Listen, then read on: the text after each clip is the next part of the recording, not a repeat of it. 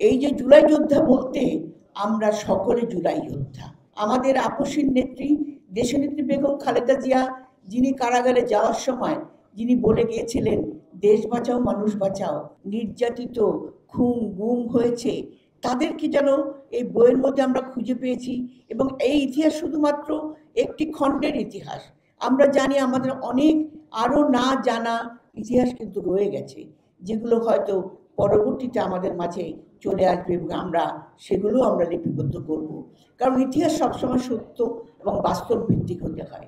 এখানে একটি কথা জনাব সাইফুল ইসলাম বলেছেন, যে কথাটাকে আমরা মনে করি যে আমরা কারা।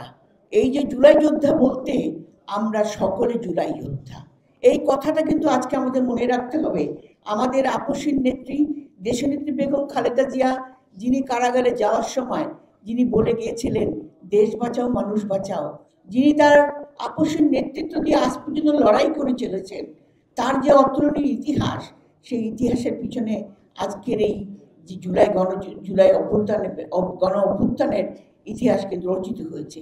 আমাদের নেতা ভারপ্রাপ্ত চেয়ারম্যান জনাব তারেক রহমান, তিনিও কিন্তু তার যে তিনি যে মৃত্যুমুখে পতিত হয়েছিলেন এই স্বৈরশাসনের আমলে, সেই পতিত সরকার যাকে মেরে ফেলতে চেয়েছিল, তিনি সুদূর দূর থেকে নেতৃত্ব দিয়ে সমগ্র জনগণকে ঐক্যবদ্ধ করেছেন, আমাদের রাজনৈতিক দলকে ঐক্যবদ্ধ করেছেন। এটাই হলো আমাদের ইতিহাস। এই ইতিহাসকে মর্যাদা রাখতে হলে আমরা কিন্তু এখনও কঠিন সময় দাঁড়িয়ে আছি। যে দাঁড়ানোটা হলো আমাদের মানুষের সত্যিকারের একটা দেশের সুশাসন প্রতিষ্ঠা করা, যা কিনা আমাদের আগামী নির্বাচনের মধ্য দিয়ে আমরা যেটা সম্ভব করতে পারি। আমরা রাষ্ট্র সংস্কার দিয়েছি, আমরা জানি সবাই এই সংস্কারের মধ্য দিয়ে আগামী দিনে আমরা ঐক্যবদ্ধ থেকে দেশকে নির্বাচনের যে চ্যালেঞ্জটা আমাদের সামনে এসেছে, সেই চ্যালেঞ্জ আমরা উত্তরণ ঘটাবো।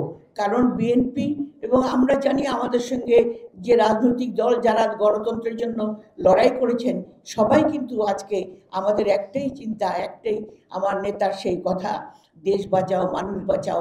আমাদের জনাব তারেক রহমান যে কথাটা বলেছেন, সবার আগে বাংলাদেশ, সেই কথাটাকেই আমরা সত্য মনে করব, সেটাকে আমরা সম্ভব করব ইনশাল্লাহ আগামী দিনে।